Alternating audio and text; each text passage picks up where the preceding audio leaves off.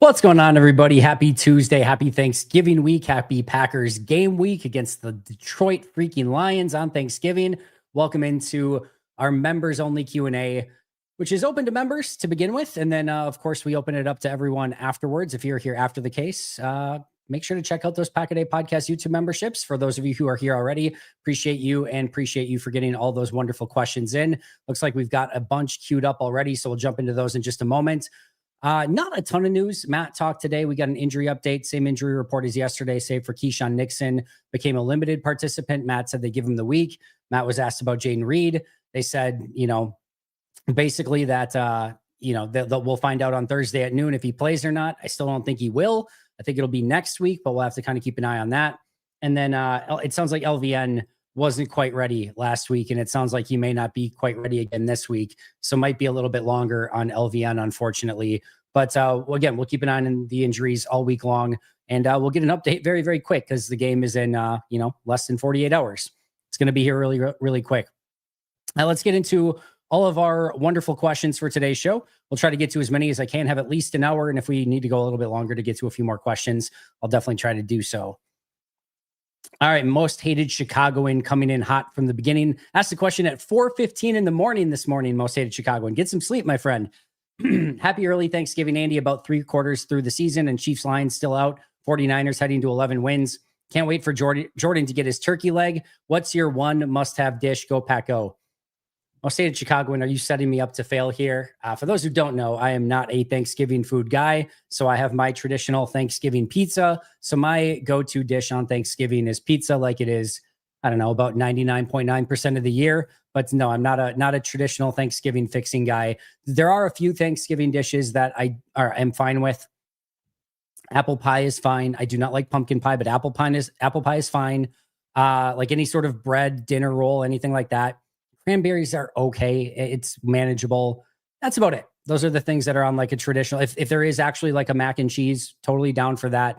Whatever Mike Wall said the other day, he's like just straight out barbecuing and having like a deep fried turkey and everything. Like, sign me up for that. That's what I want. I want Mike Wall's Thanksgiving. Royd16, thank you for becoming a brand new member. Appreciate that. Someone's got to tell Rome he needs to return punts, not holding on to the ball with one hand and that hand waving the ball around. I swear he's going to fumble. Why aren't the coaches on that? I would assume they are, Ethan. I would assume they are, and hopefully he does change that a little bit. If this offensive line gets going, I love Green Bay's odds against anyone. Elite D, elite running back, quarterback, explosive wide receiver room. I like the odds. Love the switch at right guard. Hopefully they let Morgan take at least a couple series at left tackle. I don't think they're going to. I talked about that with Justice today. This was the one and only game I condoned a conservative game plan. Protect Love 9. Shiver Me Timbers was out there. Go play Thursday healthy. Also, if we win Thursday, I love the division odds. It's a lot of optimism, Ethan. I love it. I'm a fan of it. I think this is going to be a very telling game on Thursday. I think they can go out and beat Detroit. I really, really do. I don't think Detroit's playing great football at the moment. They're still a really good team, a very dangerous team, but they're beatable. And I want Green Bay to go out. And we saw last year, if you remember Detroit last year, they started off kind of on their back foot. Detroit got the advantage early. Green Bay had to fight back, and they did. They fought back really well and got themselves back in the game, but Detroit goes for it on 4th down at the end, kicks the game-winning field goal, and that was that.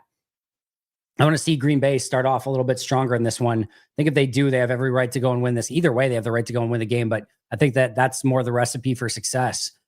Either way, it should be a really fun game, and I think we're going to get a glimpse of what this Packers team, again, against a really good opponent, looks like. We saw it week 1.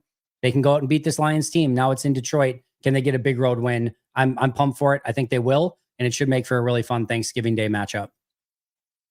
Andy, I've figured it out. We need the Packers to get to the Super Bowl so that other teams get impatient and hire other candidates as their head coach, and we can keep Halfley. Roy, it's honestly, I know you're kind of saying that like maybe half jokingly, but it's not actually that kind of crazy. Like, teams do like to get their head coach solidified. Now, some teams will wait until like the end and they can do some interviews ahead of time, and they sort of will know that, hey, once Halfley season is done, he's going to go coach that team. There is always an issue there too of like, if Halfley kind of gets an inkling that he's going to get the head coaching job, when he's coaching in the playoffs, does he kind of have an eye on his new team or things like that? That can always be a little bit of an issue too. But Yeah, it could be a situation in which if Halfley continues on through the Super Bowl, maybe teams aren't as patient for him. That it's not an impossibility, as crazy as that might sound. So either way, I think he's going to have a really good chance to get a head coaching job. But it's a long season left between then and now.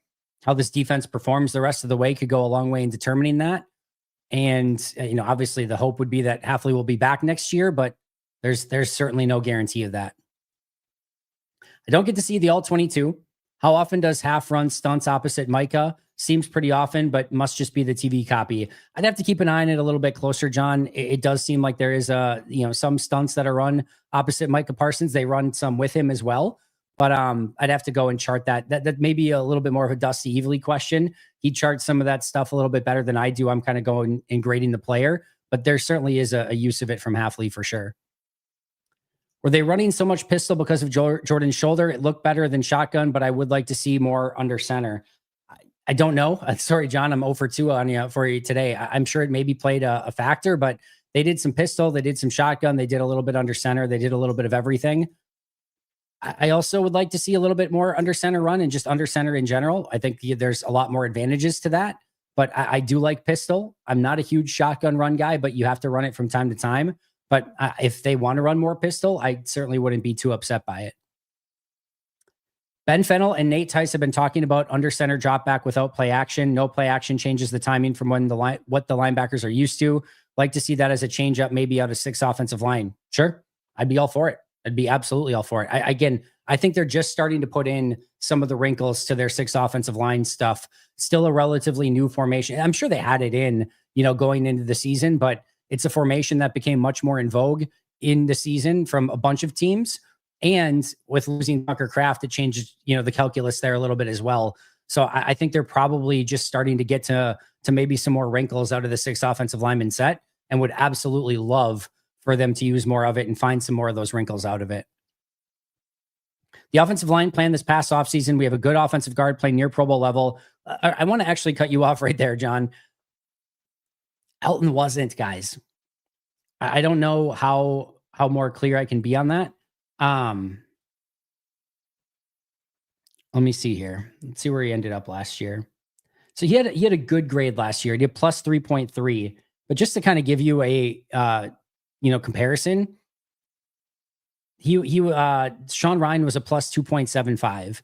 Like, it wasn't that much better than some of the other offensive linemen. He's been a good, solid guard. He has not been near Pro Bowl level at all. Was he better last year at guard than he was this year at center? Hell yes. But the idea that he was like this Pro Bowl or all pro caliber guard the last couple of years is just categorically untrue. He was good. He was solid. And I think it was fair to assume for a player that's been, one of his strengths in his career has been versatility, that he could have been a good, center. And I think if you would have asked Elton, I think he would have told you, yeah, of course I can be a good center. Fortunately, it just didn't work out that way. But let's move him to center position. He hasn't played much, and where he didn't, I think that was overblown. I don't think it was a thing where he didn't want to play there. I really don't. His thing was more contract related, and even that got resolved pretty quick. So that we can play a new below average offensive guard more money, I actually kind of disagree with that as well. I think if you look at where Aaron Banks was last year, I'll even look at it. I think I can look at it from a PFF standpoint. Maybe I can't. Maybe I can't look at grades from previous years. I guess I can't. But my guess would be, see if I can do this. Yeah, I guess I can't. But my guess would be that he was middle of the pack last year as a guard. Even right now, like, he's the 44th guard by PFF.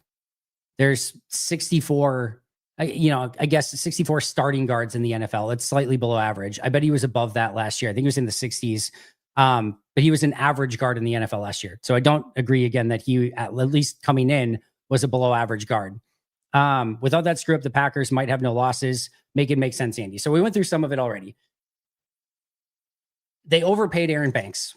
That in and of itself may not be the greatest decision in the world. No matter what happens with Banks, whether we want to argue whether he was average or slightly above average or slightly below average, they overpaid Aaron Banks. Maybe not the most ideal situation. Drew Dahlman took less to go to Chicago. He said he wanted to be in Chicago, wanted to be with Ben Johnson. So I don't know if that was an option. They could have, looked at Ryan Kelly. Ryan Kelly's been hurt a bunch this year for Minnesota. He's been fine. He hasn't been necessarily great either. Your sort of issue here is that you have to find a center. So even if they don't, sign Banks, you could argue, do you just bring Josh Myers back on a 1-year, $3 million deal? You could have done that. I don't think Myers was the answer. He hasn't been the answer in Green Bay. I thought on paper that the idea of Banks, Jenkins, Banks at left guard, Jenkins at center, Rashid at left tackle, Zach Tom at right tackle, and then really multiple options at right guard. Anthony Belton, Jordan Morgan, Sean Ryan, maybe even Jacob Monk, maybe even Travis Glover, who got some time there, who they seem to really like. There was a lot of options to maybe fill that one spot. I don't think they anticipated it. And I think really Banks' issues have been more injury related than his overall play. I think when he's been healthy, he's been a pretty solid left guard. And honestly, he's probably been, I would argue, maybe their second best offensive lineman when healthy, behind only Zach Tom. So I think that is okay. Jenkins just sort of sucked this year. It sucks. It is what it is. He came in far below expectations. I don't think anybody saw that coming. I mean, even if you weren't a fan of moving Jenkins to center, I don't think anybody would have anticipated him playing that poorly. I don't think that that's something that you go into the offseason thinking of like, well, if we move Jenkins to center, he's going to suck. I don't think Jenkins would have told you that. I don't think any fan would have told you that. I don't think the Packers certainly would have told you that. I think that was just a massive disappointment. And then, at right guard, maybe now Anthony Belton's going to take that spot. But Jordan Morgan not really taking any step in year 2. Sean Ryan taking a step back this year in a contract year of all things. And then add in Rashid Walker taking a step back in a contract year. Zach Tom battling a back injury all year. Travis Glover going out for the year. It just has been a bit of an unfortunate roller coaster along the offensive line. And really nothing has come up well for them. There hasn't been anything that's worked the way that they would want it to. I think maybe Green Bay holds some blame for that, or like their decision-making on it. But I think it's been, unfortunately, a bit just, I don't know if I want to say unlucky. That might be a little bit too generous, but it just certainly hasn't gone the way that I think anyone would have expected it to. Hopefully they can still get it together. We'll see if this new interior of Sean Ryan at center with Belton at right guard and Banks at left guard can maybe start moving some people. Rashid Walker needs to start playing better at left tackle. We'll see if they do maybe a rotation there with Morgan. I don't think they will, but we'll see. And then, of course, Zach Tom, still really good, still playing good football, but I would say a tier below where he was. And I think in large part due to the back injury, those guys just need to play better. It's as simple as that. Hi, Andy. Happy Thanksgiving to you and your family. I hope you all enjoy your favorite foods Thursday. Appreciate that, Troy. Thanks for being here. And happy Thanksgiving to you as well.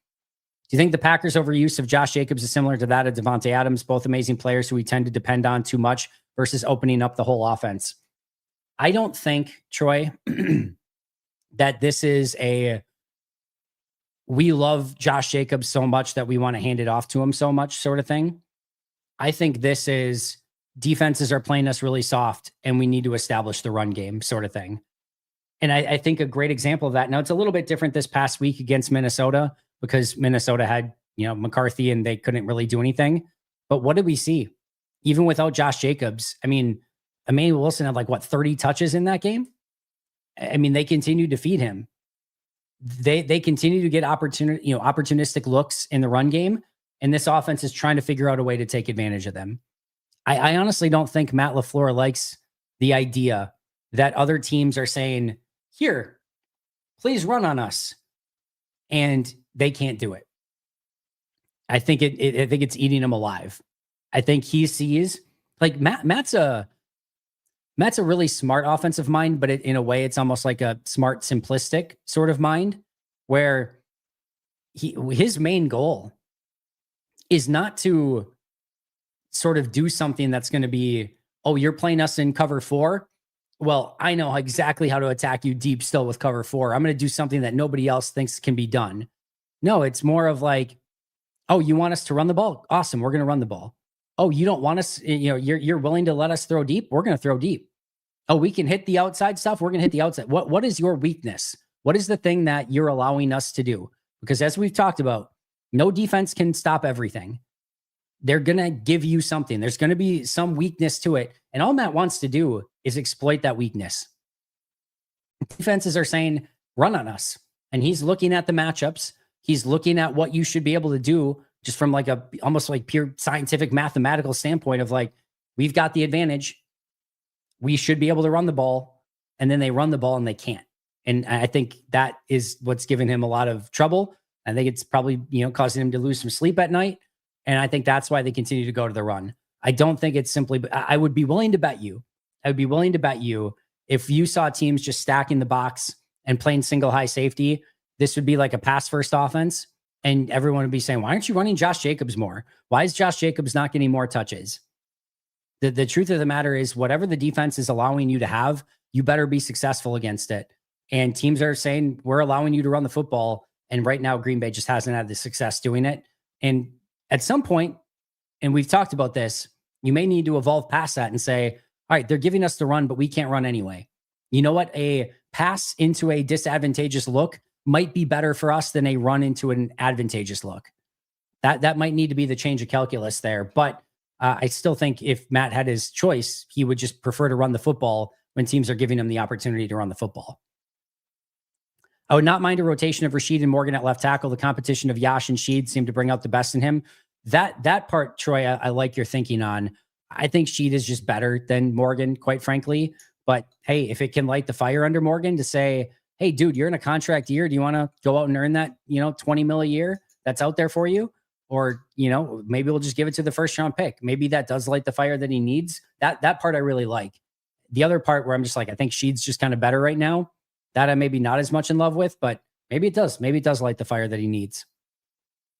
Hutchinson is a dirty player. The shot against Jordan in week 1. Screw that guy. Shouldn't get away with that. I hope one of our guys takes him out with the 15 yards, or when the 15 yards doesn't hurt the team. Yeah, I don't know. I'd have to go back and watch it. I still don't think you necessarily want to retaliate, but you don't want to be soft either. I don't know. The best way to get back at that stuff is on the scoreboard, quite frankly. And the best way is for Green Bay to go into Detroit. And for a team in Detroit that already is on the outside looking into the playoffs, a loss would be extremely painful for them. That's the best way to really make it feel painful for the Lions. Thanks, Mirko. Happy Thanksgiving to you guys all as well. How would you game plan to keep Jahmyr Gibbs in check? Mirko, I would go back and watch week 1 and do the exact same thing the Packers did in week 1. Try to copy and paste that as best as I possibly could. They held him completely in check. Now, Green Bay had a lead. Detroit had to try to throw their way back into it. And that was largely advantageous. But that, this might sound simplistic too. Get a lead early. I want the ball first. I want to go down. I want to score. And I want to put pressure on Detroit. I want to get it so that Jared Goff has to drop back a ton and they're getting away from Jahmyr Gibbs. If I can do that, that's the best way. Now, you still have to guard against him in checkdowns and wheel routes and everything else. He's an unbelievable player.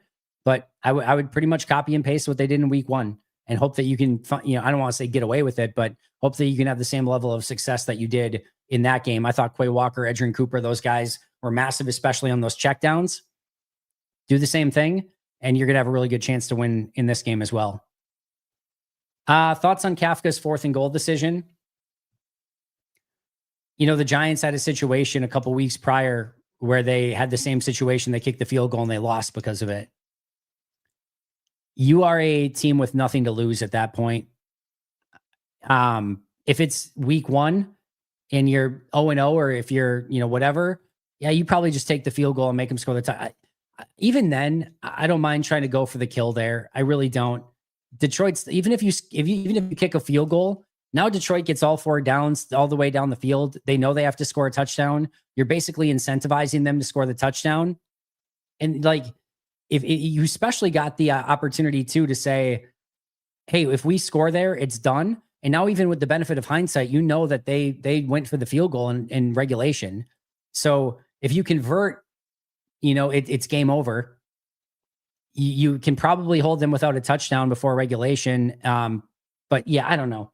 It's a difficult decision either way. I can understand the decision either way. I don't know what the analytics said there, but I certainly, no matter what, I want my coach to have the aggression and the aggressiveness to say, we're going for it. We're going to go for the kill right here. And their offense have been playing great. And if I had to put it in my offense's hands for the New York Giants, or the defense's hands, probably would have put it in my offense's hands based on how that game was going. So I at least can understand it. With Carrington Valentine's current level of play, is he number 2 behind Kraft for an extension? And what might the deal look like? Kevin, that's a great question. I'd have to look at all right. Kraft is the obvious one. Jaden Reed's a really interesting conversation. Quay Walker, Devontae Wyatt are interesting conversations. Carrington, you're not there yet with the safeties. You're not there yet with the edges. Yeah, I think you could probably make that argument, and you might want to kind of get that done sooner rather than later, honestly, to try to, avoid him playing even better and that price tag going up. But yeah, as far as what the deal looks like, I'd have to go and look. I would think you're probably in the 14 mil per year. Maybe that's aggressive. 4 years, 64, 4 years, 60, something like that. I'd have to look at it. Maybe that's a little too aggressive. Maybe it's 4 years, 50. Four for 50. That maybe seems about right. But I'd have to probably research that a little bit stronger, Kevin. That's a really good question, though. Don't think it's talked about enough about how much the Packers miss Jaden Reed. Excited to see him back soon. I couldn't agree more, Richard. I do think it's talked about some, but I couldn't agree more about his importance on the team. I think they miss him a ton, and especially with Tucker Kraft being out. If you're looking for why this game against Detroit could be really tough, if they don't have Jaden Reed, they don't have Tucker Kraft, just some of those run after the catch plays, you're really struggling. We'll see what Matthew Golden, if he can go, Josh Jacobs, if he can go. I mean, those are your true guys that can get you yards just by, you can throw them a 5-yard, pass, and they can take it the rest of the way or do the heavy lifting after it. Not having guys like Golden, Jacobs, Jaden Reed, Tucker Kraft, that makes offense so much more difficult. And I think getting Jaden Reed would go a long way in helping a little bit of that. Happy Thanksgiving to you as well, Richard. A Packers W and a food coma afterwards sounds great. I'm not going to be able to celebrate the food coma because I'm going to have, too much to do. I'll do the pregame show. I think we're going to do a Luigi's halftime show, post-game show, then the podcast for the next day. I'm going to get to celebrate a little. I might get to celebrate tomorrow night is what my hope is. I'm going to finish up the Q&A here. I'm going to finish up grades tonight. I'm going to hope to do the grades audio and video for tomorrow afternoon, either tonight or first thing tomorrow, and then record the pregame show podcast tomorrow during the day as well. And if all of that goes according to plan, I'll be caught up by dinner time tomorrow, and we can kind of celebrate Thanksgiving as a family. So fingers crossed, if all goes according to plan, Wednesday night is going to kind of be the day that we get to celebrate a little bit more. Any last Thanksgiving, I asked you if you ever tried a blueberry pie and you said no, and that you may try it next year. I suggested eating it cold from the fridge with whipped cream. Have you gotten to try it yet? Pokey, I have not. My apologies. I don't even know that I've seen anyone have blueberry pie or know where I could get blueberry pie. And I'm certainly not making blueberry pie. So yeah, I've not had that opportunity come my way. Assuming you said not yet, why must you break my heart and make me wait another year? If I have the opportunity, I would have no issue trying to slice a blueberry pie. It sounds good. I like blueberries. Blueberries a favorite flavor of mine. So I'm in. I would definitely try it. Just haven't had the opportunity. Impressed with McDuffie. He's a great option to have as a third linebacker. At least we got something out of that 2021 draft class. We don't need to bring that up. That was rough. But yeah, he's a really good player. If you remember, I think a lot of people, maybe even myself, probably myself included, just expected him to be gone in free agency. And Green Bay wrapped him up real quick and gave him a real strong deal as well, especially where, I thought he would get on the open market. That was a really good deal for Goody. He serves a lot of roles on this team. I think he can play all three linebacker spots. I think he can play the Mike. He can be the green dot. He can play the Will. He can play the Sam. And he can play special teams. And again, the fact that you can have Quay go down and just somebody else with the green dot that can call the entire defense. A lot of value in that. Kudos to the game that he put on tape this past week. Good evening, fellow Cheeseheads. Lions for Thanksgiving. Yeah. Is lion for Thanksgiving? Is that what we're eating? Is that the comment there, my Cheesehead? Was curious how you would feel using Wilson and Jacobs like the Lions used Gibbs and Montgomery. Yeah, I talked about this with Justice. You guys probably know I'm an Emmanuel Wilson guy. I like Emmanuel Wilson. This is Josh Jacobs' backfield. He's the guy. He's better than Wilson. When Jacobs first comes back, if you want to split those carries a little bit more, while Jacobs works his way back from injury, sure, absolutely. Once Jacobs is healthy, for me, Wilson goes back to the role he was basically in. Maybe again a handful of carries per game at the most, but this is to me what I still want to see as Josh Jacobs' backfield. Andy, glad I finally pulled the trigger and became a member. Thank you for that, Ben Bow. I'm feeling oddly confident about the game on Thursday. How does Joseph being out affect the Lions defense exactly? I would recommend you check out the conversation with Justice Mosqueda today. We talked about that. Just some of the disguise stuff that the Lions do and how Joseph is important to that. So we're kind of both interested to see how Detroit has to change with him not out there.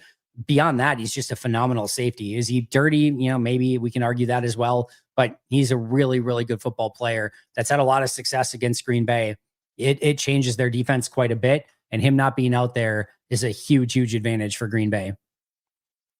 What happened to wanting to get Musgrave more involved? As Justice and I also talked about today, be wary of press conference talking points. They lie to you. They're not always truthful. So, yeah, Matt said we got to get Musgrave more involved, and then he was the third, arguably fourth most snap tight end in that game if you're including Kennard as well.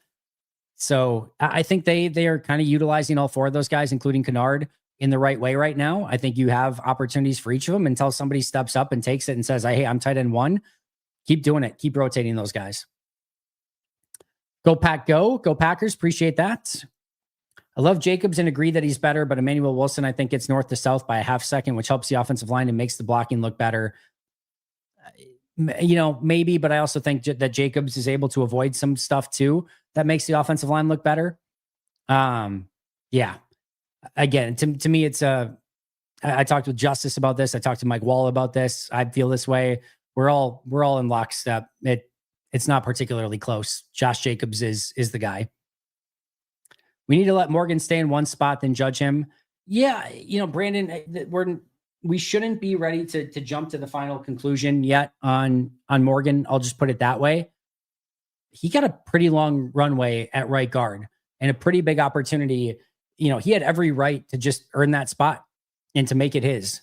At some point, the onus is on the player to say, all right, I'm the right guard. I'm getting the opportunity to be the starting right guard. I'm going to own it. I'm going to figure out a way to get the job done. I think all of us probably at some point in time have been asked to do a job that maybe isn't the 1A thing that we're maybe best at, but we found ways to say, hey, that this is my job. I'm going to find a way to get it done.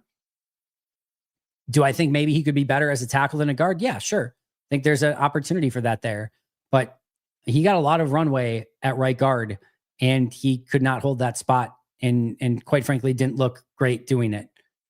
We'll see what next year brings at left tackle. My guess is he's going to get every right to earn that left tackle job again, but at some point, regardless of where he gets put, he's got to find a way to get that job done. I didn't think he did a good enough job of it at right guard. Power rank your top 5 Thanksgiving pies. Well, I don't have like Thanksgiving pies, so much as I'll just try to rank my top 5 pies, period. I don't have these in any specific order. Key lime pie, banana cream pie, apple pie, cherry pie. And then I'm sure there's like some like bizarro, like a Reese's pie or like something like that. That would probably be more my favorite too. But yeah, coconut cream. I'll go coconut cream pie.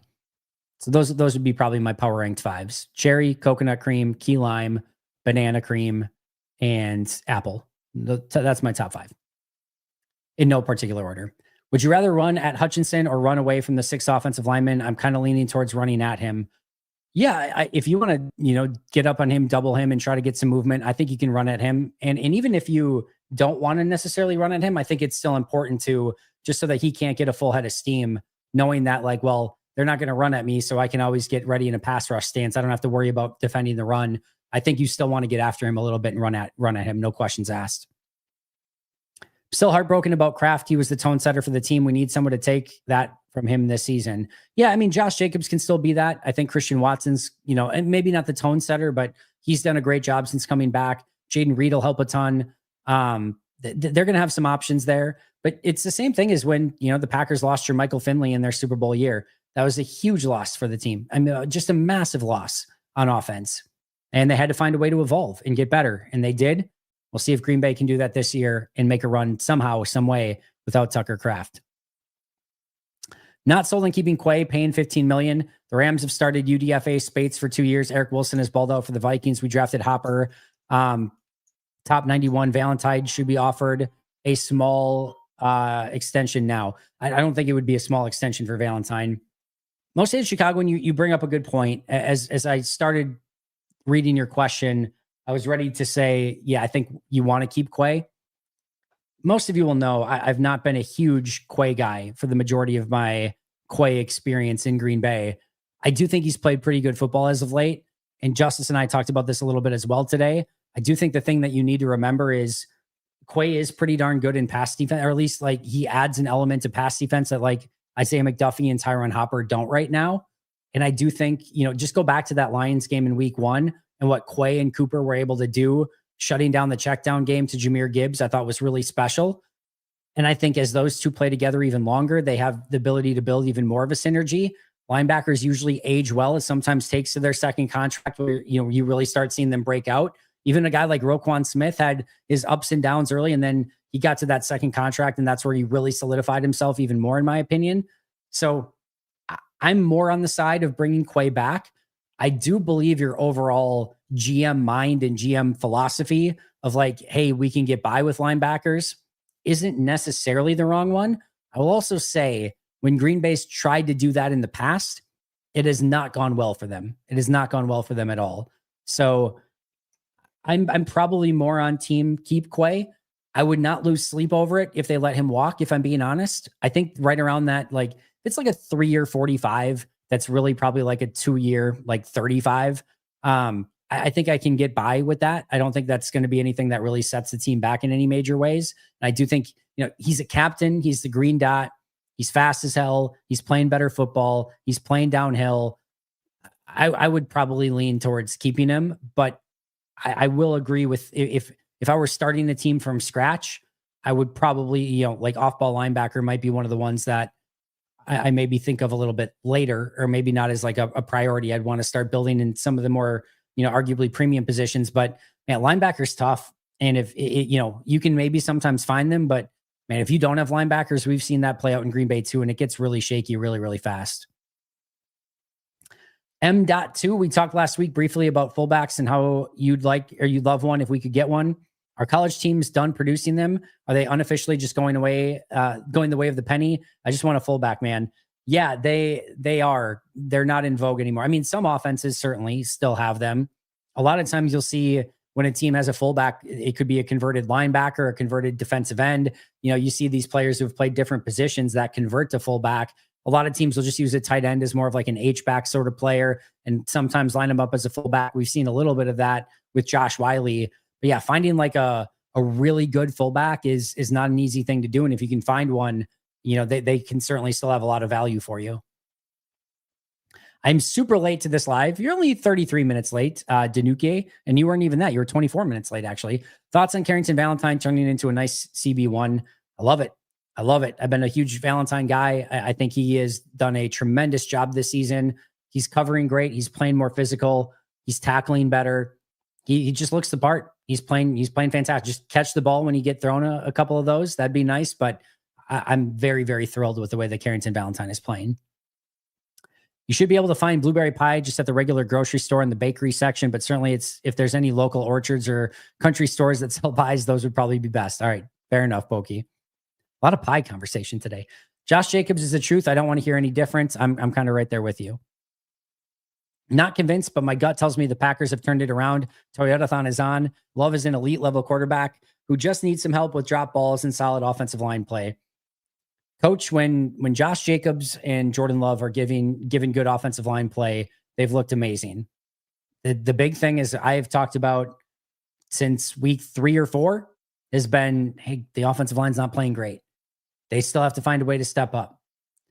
If Tucker, with Tucker Kraft going down, if the offensive line can get better, that can mask any sort of Tucker Kraft deficiency.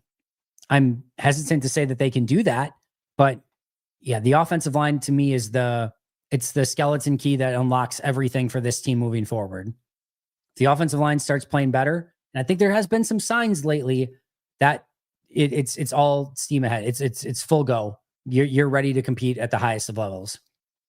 Just watch the trenches right now. That's all you need to know. Is the offensive line getting better? If so, you're going to have a huge opportunity to make a run at this thing. Don't think Emmanuel really does anything better than Jacobs. Not a shot, but maybe using him a little bit more as a change of pace and just fresh legs wouldn't be a bad idea.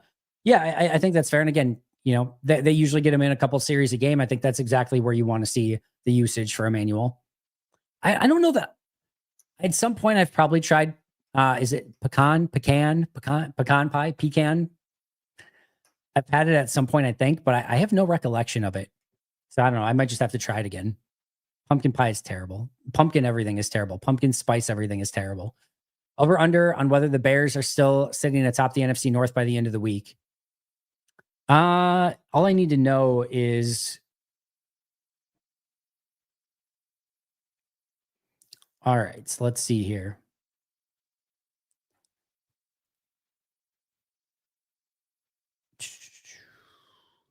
So the Lions have the tiebreaker with the Bears by beating them once already. So unless Chicago beats Philly, Chicago will not be in first place. Or they could tie as well. It would either take a tie or a win against Philly.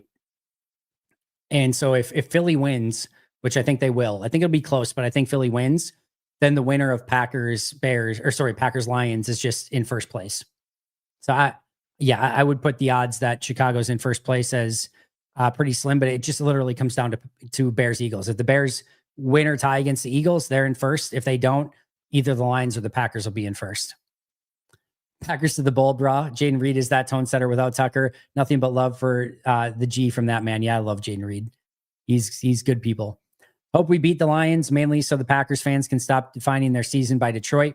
Ever since 2023, it feels like Green Bay fans only have a good day if the Lions lose. A Green Bay win isn't enough.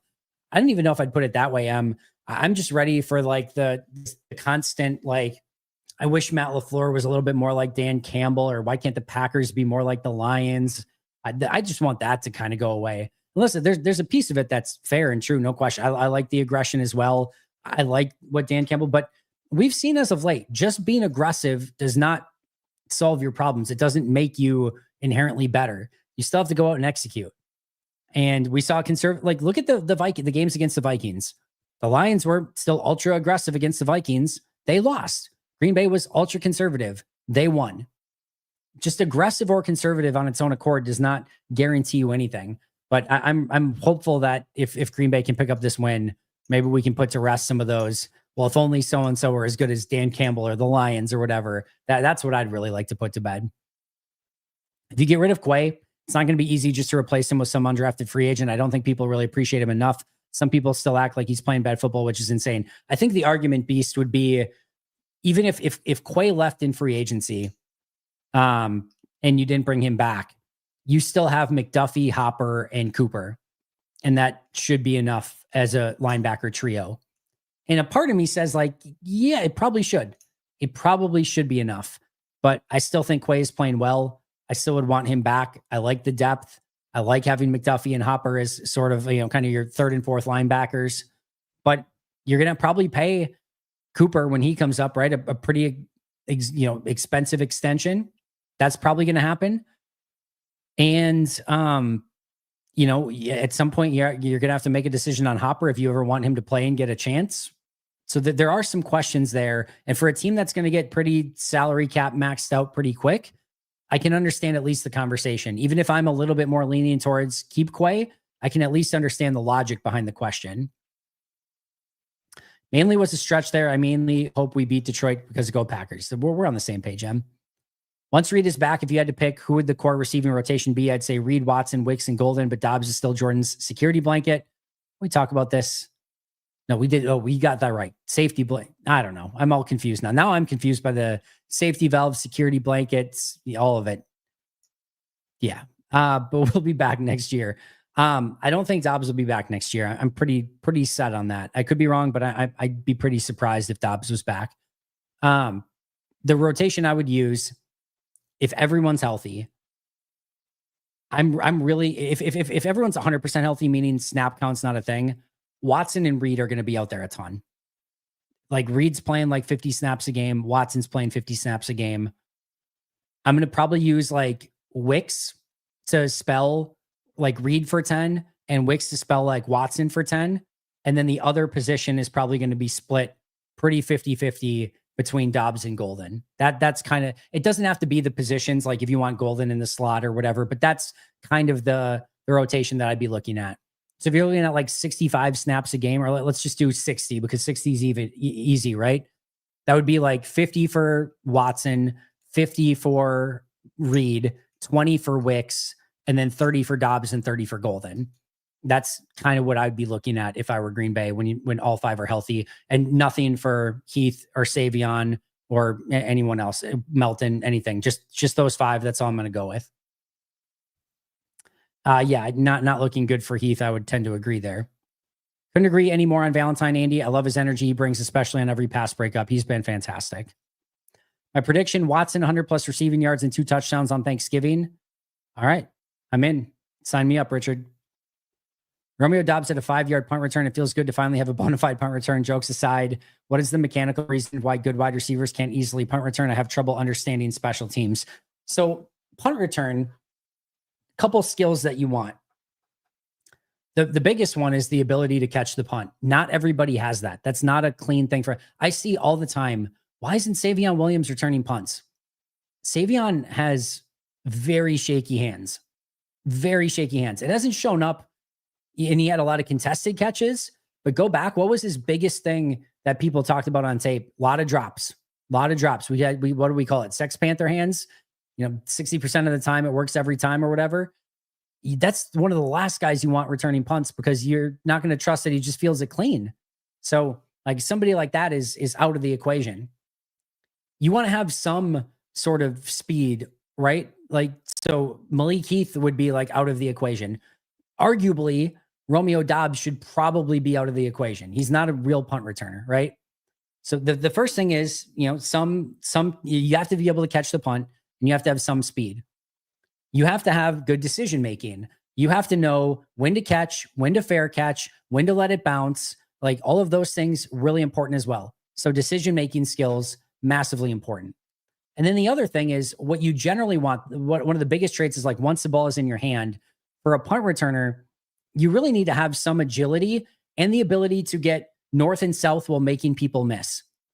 Romeo is a great example of this. He took that ball, paused, scanned the field, made a horrible decision on where to go. It was the most congested area that he went in, and he ran horizontally and couldn't make anybody miss. That's like all for everything except for fielding the punt. Bad decision, took too much time, didn't get upfield, couldn't make anybody miss. You want, think of Devin Hester, think of, Tyreek Hill when he was doing it, Dante Hall, Eric Metcalf, some of the best to do it, right? Get the ball, scan, usually make somebody miss, but you're making people miss as you're getting up the field. And that's what the true trait of a punt returner is. And if you look at Green Bay, you can go kind of 1 for 1. We know Dobbs can catch it. Anything besides that is just a bonus at this point. Heath doesn't have the speed. Savion Williams doesn't have the hands. Jaden Reed, we've seen, just doesn't have the playmaking ability at the position, and had some trouble catching it at times too, somewhat surprisingly. Christian Watson's not really the guy that you want. He's more straight line speed. And I don't know how he would do from a clean, just, catching the punt standpoint.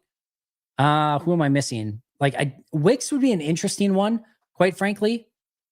That would be one where, but he's had trouble with drops too his entire career. So I wouldn't trust his hands back there either. Yeah, there just isn't anybody that really makes any sense.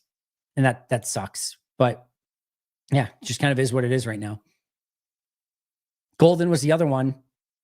He struggled with it. He just couldn't do it either. But yeah, it's a bummer. We're all Eagles fans on Friday. Yeah, I mean, it's an odd place to be in, but you right now, Bears, Lions, 49ers, those are really, even Seahawks, but really kind of Bears and Lions. Here's the other thing I'll just say. This game is so massive. You really need to win the North. It's not the playoffs are on the line sort of thing. If you lose this game, but I've talked about it. And I talked about it, I think, with the Paul Farrington show today. If you lose this game and maybe you still get in the playoffs, getting in the playoffs is great. You're talking about like going on the road to Detroit, Philly, and LA 3 in a row to try to get to a Super Bowl, and then you have to win that game too. Green Bay, maybe at home with a home game and maybe a game against the Rams where the Rams, I think, are the best team in the NFL, but LaFleur's owned McVay. Like McVay has not been able to beat the Packers. If you get the right, sort of stretch of games, sure, maybe. I don't think that this team has the ability to go to Detroit, to Philly, to San Fran, or to Seattle, or to LA, or any of those in a 3-game stretch, win all 3 and get to a Super Bowl and win that one. That's a stretch to me. That is a really tough, not to mention 3 of their last 4 regular season games are on the road. And then you'd basically be going, so it'd be what? Road game. So Bears on the road, or is it Broncos on the road, Bears on the road, Ravens at home, Vikings on the road, then on the road playoffs, on the road playoffs, on the road playoffs, Super Bowl in a neutral site. That's the end of your season. That's a crap ton of travel. That's a ton of road games, and against some really good football teams. To me, and this goes not just for the Packers, by the way. It goes for the Bears. It goes for maybe less so the Bears because I don't think they're a legit contender anyway, but it goes for the Lions as well. I don't think it goes for the teams in the NFC West. The team, whether it's the 49ers and the Seahawks, if they don't win the division and the Rams do, I don't think you're going to be able to go 3 straight games on the road in this NFC and get out of it. I just don't think you can do it. So this game against Detroit, the 2 games against the Bears, and then just keeping pace with wins against, Denver, Baltimore, which are really tough games. This next stretch of 5 games is pretty brutal. I mean, really brutal. They've got to figure out a way to probably go like 4-1 and then finish off the Vikings and go 5-1. I would think if you want to just have the division in hand, and hopefully 3 of those wins are against the Lions and the Bears, and probably the Minnesota too, to get your division record. If you're going to have a loss, you probably want it against Denver or Baltimore. Not probably, you do for sure. It's tough. And I don't think you want to end up in second or third in the NFC North. So this is a big situation where if I'm Green Bay, and if you're a Packers fan, obviously you are cheering against Detroit and Chicago for the rest of the season. And both of those have tough schedules too, but you really need to win the NFC North for any of those teams. Same thing again, whoever is the Seahawks, 49ers, and Rams, you really want to win the NFC West because it's going to be very difficult if you don't. Pumpkin pie spice stuck, go Pack go. I don't know, stuck. I don't know what that means. Pumpkin pie spice stuck, go Pack go. I'll take the go Pack go part. We don't want to be Detroit. Laughing out loud, their star is fading. It very well could be. That window closes fast. Pumpkin spice and pumpkin pie stuck, go Pack go. There we go. That's better. Over under, we finally convert Ziggy to be a full-blown Packers fan. I think Sunday showed chips in the armor. Maybe. I don't think that'll ever happen, though. I'm considering buying a Quay jersey, so they better sign him. Maybe pause on that. Maybe wait till the contract extension gets done first before you pick up that Quay jersey. For what it's worth, Ross Uglum said safety blanket. Come on, Ross. Now I'm going to chat GPT this.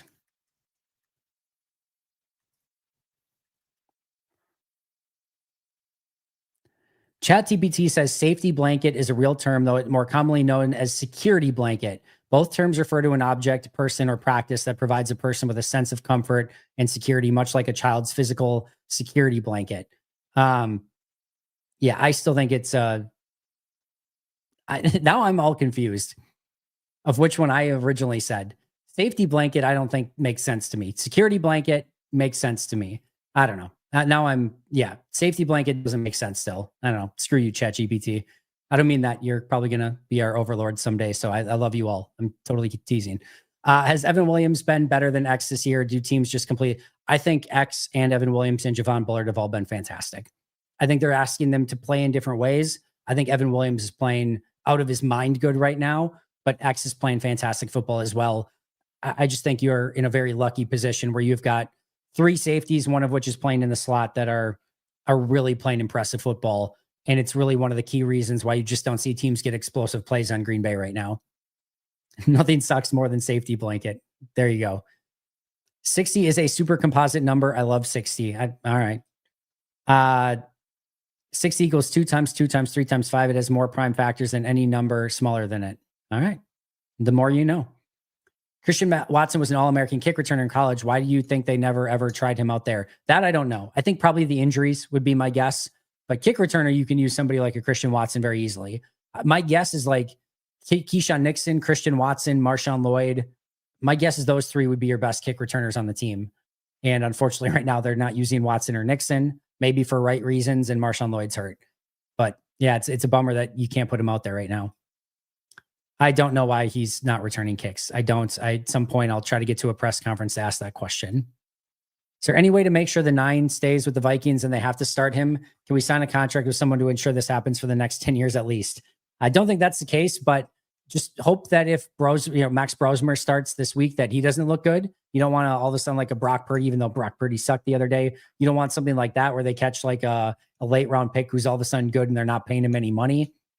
Hopefully we can avoid anything like that. But assuming Brosmer is not the answer, they're going to have to figure out a solution in the offseason because I don't think they can go with McCarthy as just the unquestioned starter going into next year. I thought Reed was the most natural punt catcher you've ever seen. In practice, he was. It looked very natural. It has not translated well in games. Xavier, thank you so much for the super chat. Late to the chat. Didn't hear anyone talking about how we went up tempo a lot early on in the game. Yeah, probably should have talked about it a little bit more. I did like some of the stuff they did a little bit more up tempo early in that game. I'd like to see that repeated, especially against Detroit. I mean, it's a little bit tougher with Detroit because that crowd's going to be insane. Might not be something you can do right away. It probably isn't, honestly. But hey, if you could find a way to do it, I would love for them to find that way to do it. Dobbs catches laterals to Williams. No one is looking for 12 men on the field on special teams anyway, right? They could do some lateral. I don't know if you want to get to laterals, but they could do like a reverse or something. But man, I don't know how much I want to add on special teams plate right now. They finally had a good game. Let's try to add on that going forward. Packers don't have a home field cold weather advantage anymore. Give me nice weather or indoor road games in the playoffs anytime. I wouldn't go that far, Green Bay, Gary, especially the way the defense has played at home so far this year, allowing fewer than 20 points in all 6 games. I don't think it's the advantage it used to be. I think there's a very fair assessment in that. I still think it's an advantage overall. And I think it would do Green Bay well to play at home, especially with the way their defense is playing at home. You don't need AI. No, probably not. You had it right there the whole time, but language is fluid and people can say whatever they want. Fair. It is security blanket. I'm right there with you. Want to be clear, I'm not saying X has been bad at all. Just haven't seen as many big plays. It's because teams are shying away from him for sure. They're not throwing in his direction. Okay. This is going to be an unpopular take. I don't want anything to do with the skull. I think the skull is terrible. I don't want to steal it. I don't want to adopt it. I don't want to even pretend it's like it's a terrible thing. And I don't want to ever see Green Bay doing a skull again. It's like might be an unpopular take. I'm willing to give it the forgiveness of one time as like rubbing it in the face of Vikings. Okay. One time I'm okay. I would prefer to never see a skull on Lambeau Field ever again. Maybe just my take.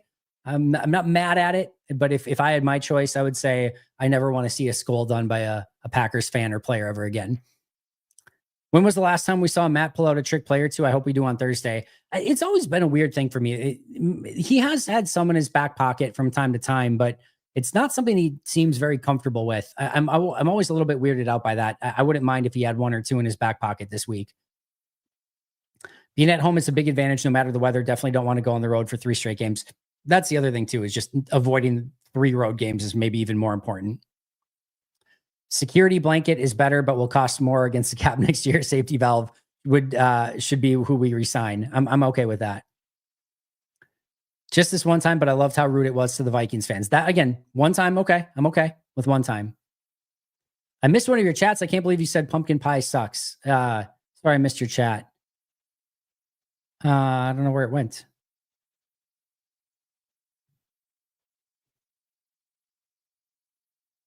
Oh, it was literally a starred one too. That's where I draw the line, Andy. Pumpkin pie is not terrible. You are picky. I am outraged. Typical take from someone who was within 10 feet of the Dark Lord, Matt LaFleur, one time. Fair. I can't do pumpkin pie. I'm sorry. Can't do it. Packers score 27 or more points. Thursday, they win, baby. It could still be a shootout, but I like Green Bay's chances if they put up 27 or more. I love the Go Pack Go chant. New York Cheesehead, me as well. All right. I think I got to everybody. Thank you so much for being here. Thank you so much for being a member. Appreciate you guys a ton. We've got so much stuff out there. Ross Douglas bonus content today. For members, the Paul Farrington show is already up for tomorrow. Justice Mosqueda episode today. Mike Wall episode today. Mike Wall film breakdown. Obviously, we still have the post-game and live post-game show. Pack-A-Day Live with Mike Wall yesterday. We've got Camille and Dan for Monday show. We had Jacob and Jacob for Tuesday show. Midnight tonight will be Dusty, Steve, and Sarah that comes out. Tomorrow morning is going to be myself and the Paul Farrington boys. We've got tomorrow afternoon will be the grades episode. And then Thursday morning, the pregame show, as well as the live pregame show, live postgame show. And then we'll hit the cruise control button a little bit more after that. But there is a ton of stuff out there for you. I don't like mashed potatoes, so no shepherd's pie for me. Pumpkin and all pumpkin spice related stuff is an abomination. We're on the same page. You're more than welcome for streaming. Don't understand when Vikings fans said they were stealing it. To me, that was clearly our defense making fun of the skull chant. I'm more with you there. You're an abomination. Don't forget to like the stream. Thanks, Andy. Have a great night. Have a great night, everyone. You guys are awesome. I'll see you all very, very soon. But until next time, and as always, go Pack Go.